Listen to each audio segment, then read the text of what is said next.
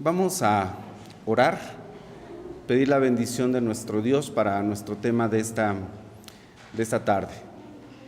Y mientras los pequeños salen a su clase, voy a pedirle a nuestra hermana Carmelita que nos ayude con la oración por el estudio de esta ocasión.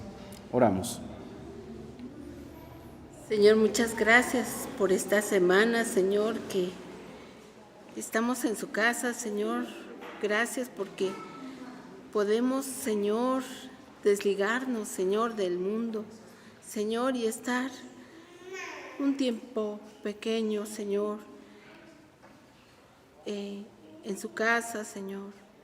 Señor, abra nuestras mentes, abra nuestros corazones para poder comprender, Señor, lo que usted hizo por nosotros, Señor. Señor, dé palabras, Señor, a nuestro hermano que va a exponer su palabra. Señor, que podamos entender, que podamos analizar, Señor, cada cosa que aprendamos, Señor. Señor, ayúdenos, Señor, limpie nuestras mentes, limpie nuestros corazones y que, Señor, usted sea con nosotros, Señor, en esta tarde, Señor, porque todo esto se lo pedimos en el dulce nombre de nuestro Señor y Salvador Jesucristo. Amén. Amén. Pueden sentarse. El Señor instruye sobre la oración. Ese es el tema de esta tarde. Pero me atreví a subtitular el título. El subtítulo es 3 requisitos para una oración eficaz. Ya yo al final usted dirá si me da la razón o no. Vamos al Evangelio de Marcos, en donde nosotros leímos. Pero ese es nuestro tema. El Señor instruye sobre la oración o requisitos para una oración eficaz. Mantengan sus Biblias abiertas. Como ustedes ya saben, el ministerio del Señor Jesús se calcula que duró, ¿cuánto tiempo? 3 años a 3 años y medio aproximadamente. Y la pregunta obligada es, ¿a qué se dedicó el Señor estos 3 años y medio? Mateo 4:23 creo que nos da una buena respuesta. Mateo 4:23 dice: y rodeó Jesús toda Galilea, enseñando en las sinagogas de ellos y predicando el evangelio del reino y sanando toda enfermedad y toda dolencia en el pueblo. Ahí están las 3 respuestas de lo que hizo Jesús durante su ministerio. Si gustan subrayar o encerrar ahí la palabra enseñando, predicando y sanando. Y se dice que el 90% del tiempo de estos 3 años y medio de ministerio, el Señor Jesús se dedicó a la enseñanza. 90% del tiempo el Señor lo dedicó a enseñar. Era un maestro por excelencia, sabio sin competencia, ¿sí? A esto se dedica el Señor. El otro 10% se dedica solamente a predicar, que yo al principio pensaba, cuando digo al principio es de cuando yo comenzaba la vida cristiana, pensaba que predicar y enseñar era lo mismo. Y después la experiencia nos dice que no es lo mismo. Por eso aquí se distingue entre enseñar y predicar. Enseñar es instruir, capacitar, mostrar, adoctrinar. Y a esto es a lo que se dedicó el Señor durante 3 años y medio. Marcos y Mateo, juntamente con los otros evangelios, constantemente repiten la palabra que Jesús enseñaba. Y para ello voy a mencionar solamente Mateo 5:2. Cuando inicia el sermón de la montaña o el sermón del monte, dice San Mateo 5:2, y abriendo su boca les enseñaba diciendo. Ahí está el ministerio de la enseñanza. Mateo 7:29 dice, porque les enseñaba como quien tiene autoridad y no como los escribas. Y les dije que el pasaje de Marcos 11 que nosotros leímos, versículo número 17, Marcos 11:17, también dice, y les enseñaba diciendo. Solamente 3 textos, porque hay muchos en los evangelios, en los 4 evangelios, que dicen que Jesús enseñaba y les enseñaba diciendo, y abriendo su boca les enseñaba. ¿A qué se dedicó el Señor mayormente en su ministerio? A la enseñanza. Y hoy nos va a dar una lección suprema acerca de la oración. Y lo va a hacer el Señor aprovechando algo que sucedió con una higuera. De esta higuera que se secó hasta las raíces, el Señor va a aprovechar esta ocasión, porque el Señor aprovechaba todo tiempo, toda oportunidad, toda circunstancia para enseñar algo. Y hoy va a enseñar acerca de la oración, o va a instruir acerca de la oración, precisamente por algo que había sucedido. Se secó una higuera. Acompáñenme a revisar un poquito la cronología de los hechos, tal como lo redacta el evangelista Marcos. Tienen su Biblia allí conmigo, ¿verdad? Marcos capítulo 11. Cronología, nada más para que veamos un poquito la secuencia y nos ubiquemos en el tiempo en el que está sucediendo esto. Por ejemplo, 11:11 de Marcos dice que cuando el Señor Jesús entró a Jerusalén, entró en el templo, lo que vimos nosotros el domingo, cuando clamaban hosanas, el reconocimiento del rey, la aclamación del rey, dice al final del versículo 11, que siendo ya tarde, salióse a Betania con los 12. Es domingo en la tarde. ¿Vamos bien? 11:11 de Marcos es domingo en la tarde. Versículo 12, Marcos 11:12 dice ahora, y el día siguiente, como salieron de Betania, tuvo hambre. Día siguiente es el lunes. Allí estamos en el lunes, aunque no nos ubicamos bien en qué momento el Señor hace lo que narra en los siguientes versículos, precisamente, que dice que se acerca una higuera. A mí me llama la atención que dice que el Señor tuvo hambre, versículo 12. Y ayer yo decía que allá en Cuernavaca, que algunos de nosotros cuando nos da hambre, nos ponemos tigres, nos enojamos. Y el Señor, con esa necesidad del hambre, entra al templo. Va a entrar al templo y va a hacer lo que se narra aquí. Pero antes de entrar al templo se encuentra con una higuera y se acerca buscando un higo. Y al no encontrarlo, ¿qué siente el Señor? Decepción. Y es lo mismo que va a sentir el Señor cuando va a entrar al templo y va a ver lo que hay alrededor. Y no va a encontrar lo que se tiene que encontrar. ¿Qué iba a buscar el Señor a la higuera? Un fruto. Cuando uno llega al templo, ¿qué espera encontrar en el templo? No puestos, ¿verdad?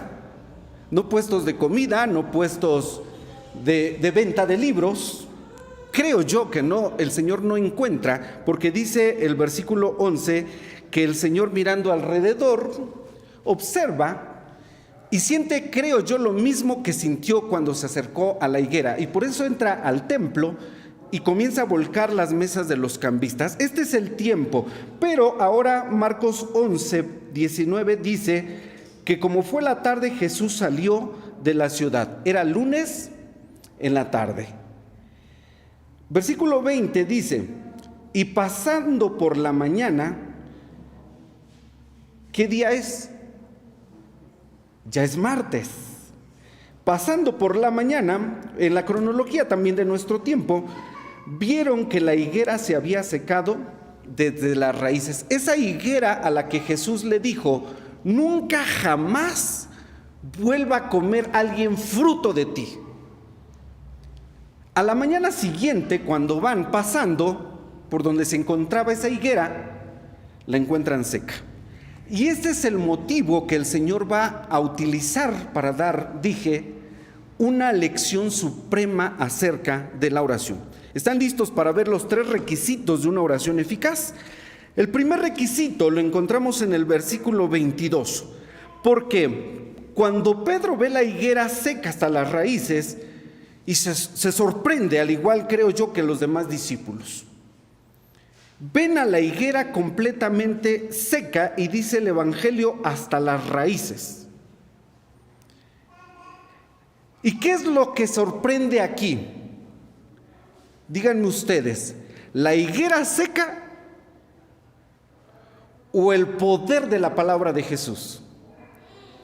Porque el Señor solamente con su palabra ni siquiera tuvo que tocar la higuera, nada más le dice: nunca jamás vuelva a tomar alguien un fruto de ti. Al otro día está seca. ¿Qué es lo sorprendente? ¿Que se haya secado? Lo sorprendente no es que se haya secado. Y algunos comentan que para que una higuera se seque está algo difícil. No es tan fácil que se seque una higuera. Va a retoñar, va a reverdecer, pero esta se secó hasta las raíces. No es lo sorprendente que la higuera se haya secado, sino el poder de la palabra de Jesús. Y aquí está el primer requisito cuando el Señor dice en el versículo 22.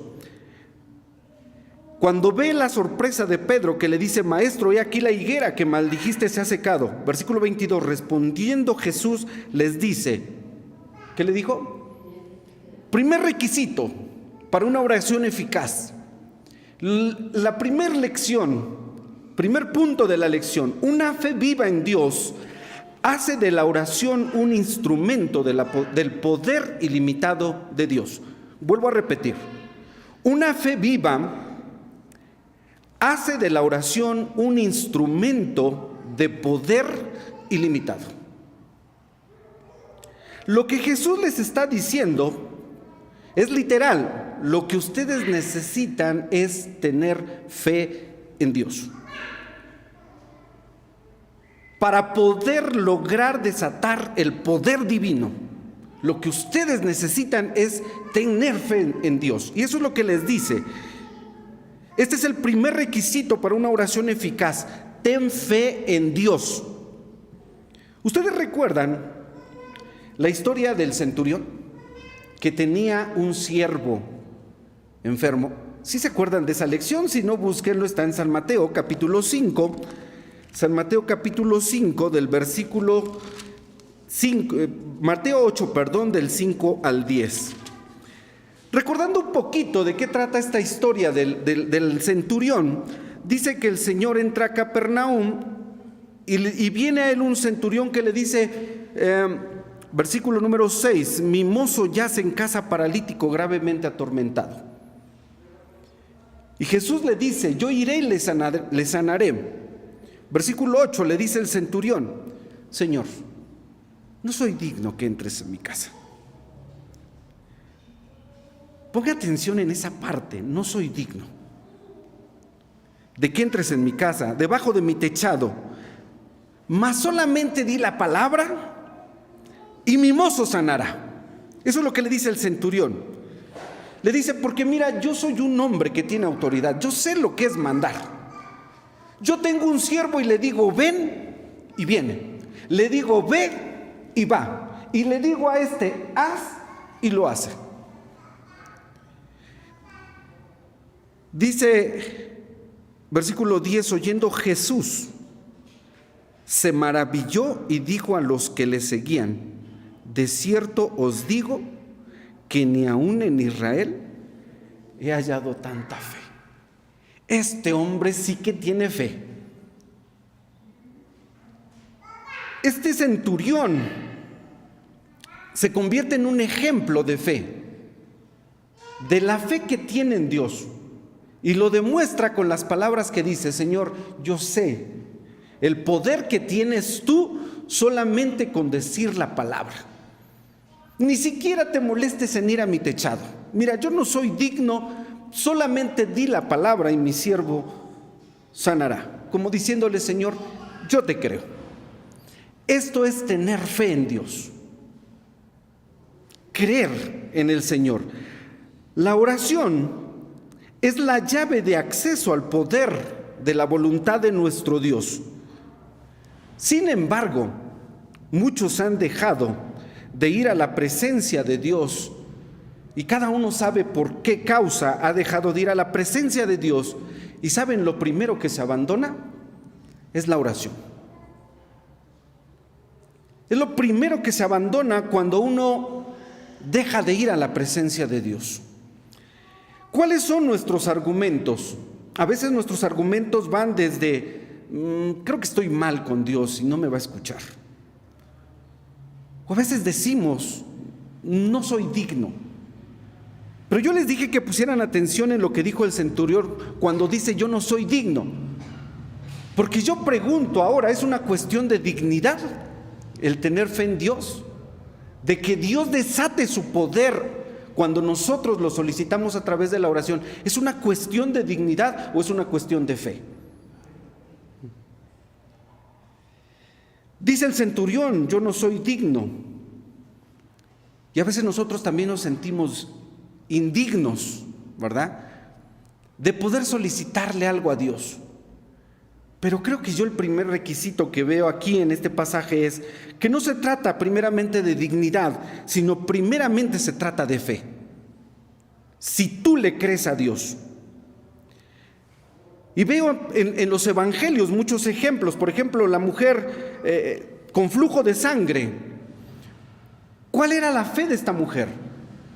Yo sé que si solamente toco el borde de su vestidura, yo voy a ser sana. Esa es la fe que tiene en Jesús.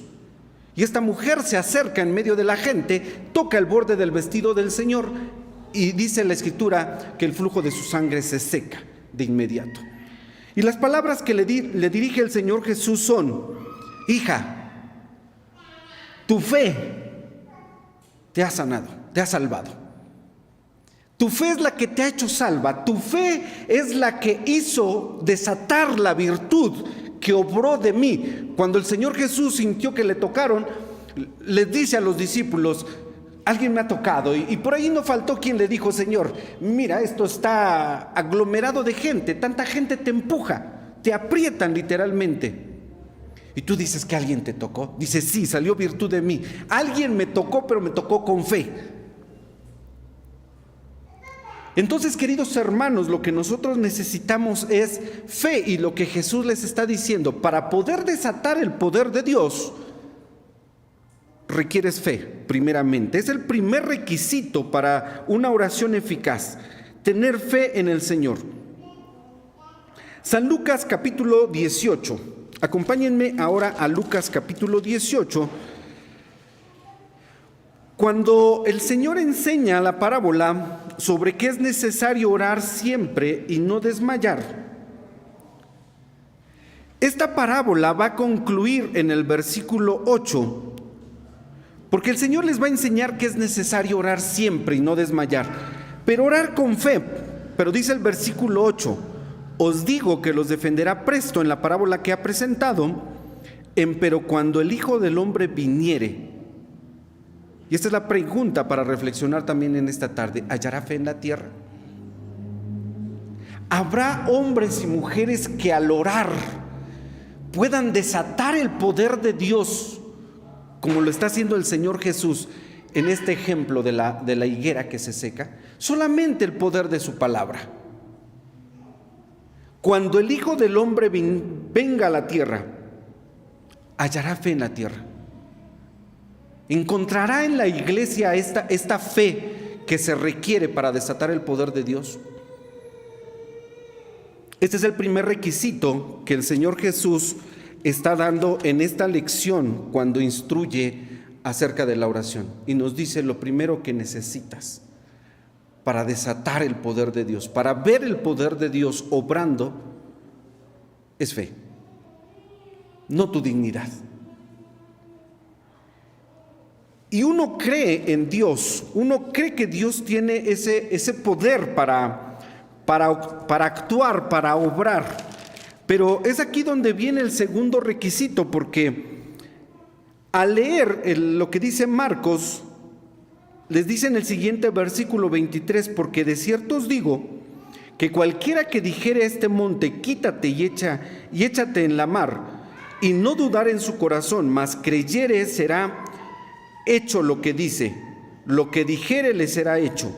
Versículo 24: por tanto os digo que todo lo que orando pidiereis, creed que lo recibiréis y os vendrá. Y aquí otra vez entré en el mismo conflicto, que no es lo mismo tener fe en Dios que creer que lo voy a recibir. ¿Ustedes qué dicen? Yo digo que no, porque hay gente que sabe que Dios tiene el poder, que cree que Dios tiene el poder, pero duda que vaya a recibir lo que está pidiendo. Y entonces aquí encuentro yo el segundo requisito para una oración eficaz. La lección de Jesús es ahora: tienes que creer que lo vas a recibir. Porque yo no dudo, como muchos de nosotros, que Dios tenga el poder de hacer cualquier cosa. Pero de ahí a que me lo otorgue, es donde entramos en el conflicto de no soy digno. Creo que Dios no me va a escuchar porque no estoy bien. Entramos en ese conflicto y entonces no es que dude del poder de Dios, sino que ahora dudo en que yo lo vaya a recibir. Y por eso el segundo requisito, versículo 24, es: cree que lo vas a recibir y os vendrá. Tienes que creer que lo vas a recibir. Este es el segundo requisito. Recuerden algo importante, hermanos, cuando hablamos acerca de la oración. Porque la oración, según veo en este pasaje, establece una relación con Dios. Y no solamente establece una relación, sino que nos da una garantía. Eso es lo que hace la oración. Nos acerca a Dios y es una garantía. ¿En qué me baso para decir que nos acerca a Dios la oración? Ustedes recordarán la estructura y la geografía del templo, inclusive del tabernáculo, cuando se nos describe allá en el libro de Pentateuco, en los libros del Pentateuco, donde se habla del templo. Lo que estaba más cerca del lugar santísimo era el altar del incienso, y ese altar del incienso representa las oraciones. Era lo que estaba más cerquita del lugar santísimo. Por ahí estaba la mesa de los panes de la proposición, por ahí estaba el candelero, allá afuera estaba el altar de los sacrificios, pero el altar del incienso estaba exactamente aquí enfrentito del lugar santísimo. Y Apocalipsis 5, versículo 8, cuando habla de los 24 ancianos, dice que tiene copas llenas de perfume, se refiere al incienso, y dice Apocalipsis 5, 8, que esas son las oraciones de los santos. La oración, hermanos, es lo que más nos acerca al corazón de Dios, es lo que nos acerca a Dios. Y cuanto más oramos, nos sentimos en mayor comunión con Dios, nos sentimos más íntimamente con Dios. Entonces, no solamente la oración se convierte en un instrumento de comunicación con Dios, sino que establece una relación con Dios. Ya en otra ocasión dije que comunicación describe nuestra relación con alguien. Lo digo en estas palabras: si uno tiene una buena relación con una persona, es porque uno tiene una buena comunicación. Una mala comunicación, lo único que define es una mala relación. ¿Están de acuerdo? Aplíquenlo a lo que ustedes, a la esfera que ustedes quieran. En el trabajo, mala comunicación con los compañeros, mala relación. Mala comunicación con el patrón, con el gerente, mala relación. Y se acordarán que hablábamos mala comunicación en el matrimonio. ¿Cómo está la relación? Apliquémoslo ahora a la oración. ¿Cómo está tu comunicación con Dios? ¿Cómo está tu tiempo de oración con Dios? Eso define tu relación con el Señor. Eso define la relación. Marcos capítulo 10, lo voy a ilustrar con el pasaje de Marcos capítulo 10, versículos del 46 al 52. Aquí habla de un hombre ciego, de Bartimeo, el hijo de Timeo, dice el versículo 46, que cuando oyó que Jesús de Nazaret pasaba por allí, comenzó a dar voces y a decir: Jesús, hijo de David, ten misericordia de mí. Ahí está el clamor. Primero, vayan viendo los elementos. Ahí está el clamor. Ahí está la oración. Ten misericordia de mí, hijo de David. Versículo 48 dice que muchos le reñían y le dicen: cállate, amigo, guarda silencio, por favor. Es un hombre ciego. Y le dicen: cállate. Mas él, ¿qué hacía? Más fuerte. Insiste en el clamor. Duplica la voz, duplica el esfuerzo. La oración se está multiplicando, o se está duplicando por lo menos. Y grita: hijo de David, ten misericordia de mí. Versículo 49, entonces Jesús parándose, le dice: llamarle.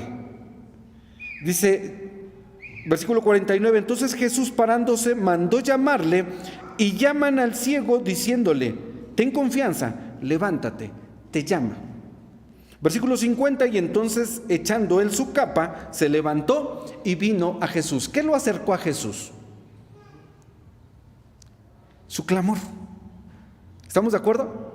Su clamor. Él está clamando, él está gritando, insiste, y eso es lo que lo acerca. No solamente lo acerca, porque dice que entonces Jesús le dice: ¿qué quieres que te haga? Y el ciego le dice: maestro, que cobre la vista. Versículo 52, y Jesús le dice: ve, tu fe te ha salvado. Y luego cobró la vista. ¿Y qué sucede? Sigue a Jesús. La oración, el clamor que nosotros hacemos a Dios nos acerca, establece una relación, porque dice que este ciego le sigue. Hay gente que ha dejado de persistir en la oración. Hay gente que ha dejado de clamar. Han pospuesto la oración. ¿Y qué dice la Escritura? ¿Qué dice el Señor? Jeremías 33:3. Clama a mí y yo te responderé. Te enseñaré cosas grandes y dificultosas que tú no sabes. Tú sigue clamando. Para orar, hermanos, se requiere determinación. Y la oración puede convertirse en algo tan íntimo. Por eso hace un momento que hablaba de comunicación y relación. Nuestra comunicación establece una buena relación. ¿Hasta qué punto la oración, hermanos, en nuestra comunicación con Dios se vuelve en algo tan íntimo que el Señor Jesús dice, San Mateo 6:6, que tú puedes entrar a tu recámara y cerrada la puerta orar a tu Padre que está en secreto, y tu Padre que ve en secreto te recompensará en público? Uno, hermanos, a través de la oración establece una relación tan íntima con Dios, que es entonces cuando uno tiene la capacidad de creer que lo que yo le pida a mi Padre, Mateo 6:6, yo lo voy a recibir. Porque este es el segundo requisito de la lección que está dando Jesús. Creer que lo recibiremos porque tenemos una relación con Dios, porque somos hijos de Dios. Dice el Señor mismo que qué padre hay de vosotros que si tiene un hijo y si su hijo le pide un pan, es tan cruel de darle una piedra, es tan perverso, tan malvado el papá que le va a dar una piedra. Dice, o quién que teniendo un hijo le pide un pedazo de pez, de pescado, ¿qué padre va a tomar una serpiente y le va a dar a su hijo? Y dice el Señor, si ustedes siendo malos saben dar buenas dádivas a sus hijos, ¿acaso nuestro Padre Celestial no dará buenas dádivas a los que le piden? ¿No dará el Espíritu a los que le piden? Y usted que tiene hijos, lo habrá experimentado cuando sus hijos eran pequeños. Cosa que le pedía a su hijo o su hija, usted veía cómo le hacía. Pero decía: hijo, aquí está lo que me pediste, ¿verdad? ¿Porque se lo merece? ¿O porque es su hijo? Porque es su hijo. Y nosotros no dejamos de ser hijos de Dios. Bendito sea el nombre del Señor. Entonces, cuando nosotros oramos, dice el Señor en el versículo 24: por tanto os digo que todo lo que orando pidiereis, creed que lo recibiréis y os vendrá. Este es el segundo requisito. Primero, ten fe en Dios. Cree que Dios tiene el poder para hacer aún aquello que para nosotros es imposible, porque la Escritura dice que lo que para los hombres es imposible, para Dios sí es posible. Y también dice la Escritura que al que cree, todo le es posible. Esta es la lección que está dando Jesús, como diciéndoles: no se sorprendan de que se secó la higuera. Miren, solamente teniendo fe. Y es más, si ustedes tienen fe y creen en Dios, podrán decirle a este monte: arráncate de aquí y échate en el mar. Dice: y os será hecho. No, obviamente no es algo literal, sino que aún en los casos más extremos, el poder de Dios a través de la oración se va a desatar cuando nosotros le creamos. Y si creemos que lo recibiremos, dice la Escritura, os será hecho. Hace posibles todas las cosas.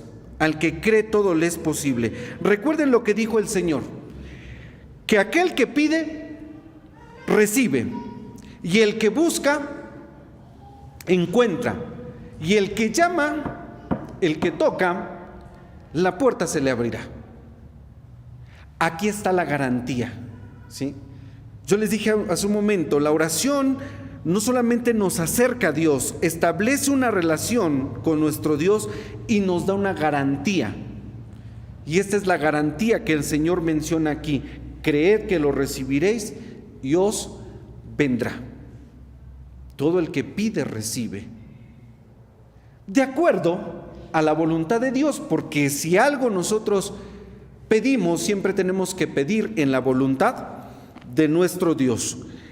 Y tercer requisito de una oración eficaz, y el tercer punto de la lección que está dando el Señor acerca de la oración, es que cuando nosotros vayamos a orar, es importante estar en buenos términos con nuestro prójimo.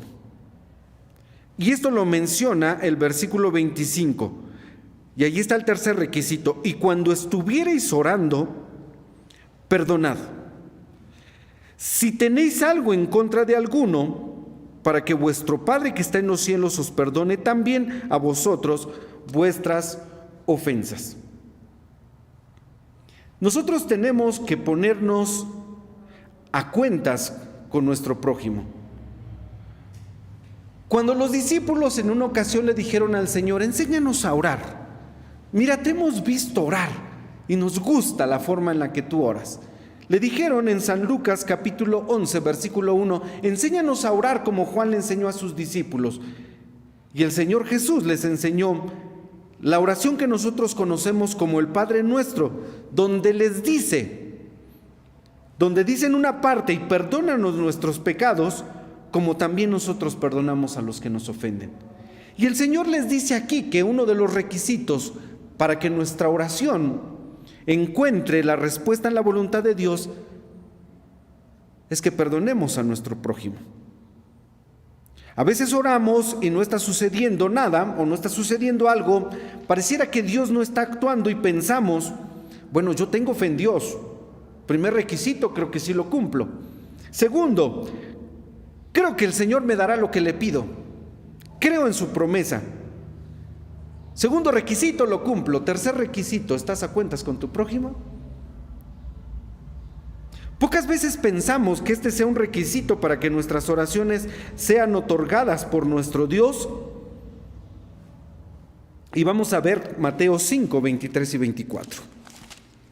Pocas veces pensamos en ese requisito y lo lamento en esta tarde por aquellos que se enojan todos los días por cualquier cosa y que se enojan rápidamente. Y que el enojo puede llevarlos a convertirse, o puede llegar el enojo a convertirse en nosotros en un obstáculo para que nuestras oraciones sean contestadas. Mateo 5, 23 y 24 dicen: por tanto, si trajeres tu presente al altar y allí te acordares de que tu hermano tiene algo contra ti, deja allí tu presente delante del altar y vete, y vuelve primero en amistad con tu hermano, y entonces ven y ofrece tu presente. Pero noten que dice aquí: y allí te acordares que tu hermano tiene algo contra ti. No que tú tengas algo contra tu hermano solamente, sino que tu hermano tiene algo contra ti. Dice: ve y arregla la situación y entonces puedes continuar. Y es lo que está enseñando el Señor Jesús precisamente en este pasaje que estamos considerando. Dice el Señor: cuando estuviereis orando, perdonad si tenéis algo contra tu hermano. La Biblia no dice que no nos enojemos. La Biblia dice que no se ponga el sol sobre vuestro enojo. Es decir, que antes de que se oscurezca, ese enojo haya desaparecido. Pero ¿cuántos se van a la cama con el enojo todavía en el corazón, con el rencor? Y el Señor dice: esa noche tú te vas enojado o enojada a la cama y vas a hacer una oración. Y a lo mejor en la oración vas a hacer una petición a Dios. No te olvides que el requisito tercero de la lección de hoy es que debes de estar reconciliado con tu prójimo.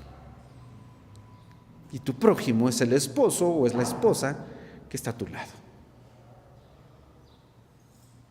Nosotros cantamos una alabanza. ¿Cómo puedes tú orar? Se llama la alabanza Amémonos de corazón. Y en la segunda estrofa, en el segundo estribillo dice: ¿cómo puedes tú orar enojado con tu hermano? ¿Qué más dice? Dios no escucha la oración. Dios no escucha la oración si no te has reconciliado. Y este es el tercer requisito: estar en paz con nuestro prójimo para poder estar en paz con Dios. Y entonces el Señor cerraría la lección diciéndoles: y no se sorprendan porque la higuera se secó. Sorpréndanse de lo que pueden hacer ustedes a través de la oración. Y entonces, iglesia, ¿qué esperamos para orar? ¿Y por qué dudamos de lo que Dios es capaz de hacer? A mí, creo que a todos nos ha sucedido esto. A nosotros se nos acerca alguien y nos dice: le encargo que ore por esto. Y nos comprometemos a la oración. Pero déjame decirte en esta tarde que si tú crees en Dios, si tú crees que por ser hijo de Dios, Dios te va a otorgar lo que le pides, y si tú te pones en buenas relaciones con Dios y con el prójimo, esa oración que tú hagas a Dios tiene un poder tan grande en el nombre de Dios. Queridos hermanos, tenemos que aprender a orar así. Creo yo que tenemos que aprender a orar así. Y si recuerdan la lección de Pablo y Silas, cuando solamente dos están cantando y orando, pues necesitamos 2 o 3 que oren así. Comprometámonos a orar con esta fe, creyendo en el Señor, estando en buenos términos con nuestro prójimo, porque hermanos, el poder de Dios está listo para desatarse. Que el Señor nos bendiga y nos ayude. Puestos de pie, vamos a orar. Gracias te damos, Señor, en esta tarde por la hermosa lección que tú nos das acerca de la oración. Y aunque como cristianos sabemos orar, Señor, y es de las primeras cosas que hacemos cuando nosotros nos convertimos a la fe de Jesús, Señor, ¿cuántas cosas aún tenemos que recordar y poner en práctica? Que no olvidemos, Señor, que no dejemos a un lado la oración. Enséñanos a orar, pero orar, Señor, así como tú orabas, para que podamos ver las cosas, Señor, que tú podías hacer solamente con el poder de tu palabra. Señor, danos la fe de ese centurión, de ese hombre gentil que decía: Señor, solamente con que digas la palabra, yo sé que va a ser hecho. Así, Señor, ayúdanos a creer en ti, y que cualquier petición que traigamos delante de ti, Padre, en tu voluntad, queremos pedirte que solamente digas tu palabra y va a ser hecho, Señor. Ayúdanos a creer con todo nuestro corazón. Ya es nuestro, Señor, ya está la palabra tuya, el poder tuyo, y no porque nosotros, Señor, tengamos alguna dignidad, sino porque tú eres Dios y te complaces en bendecir a tus hijos. Señor, ayúdanos a creer, a confiar y a poner en práctica la hermosa lección que hoy hemos recibido. Te damos honra y gloria y lo hacemos a través de Jesús, nuestro precioso y amante Salvador. Amén. Que el Señor nos bendiga, hermanos. Amén.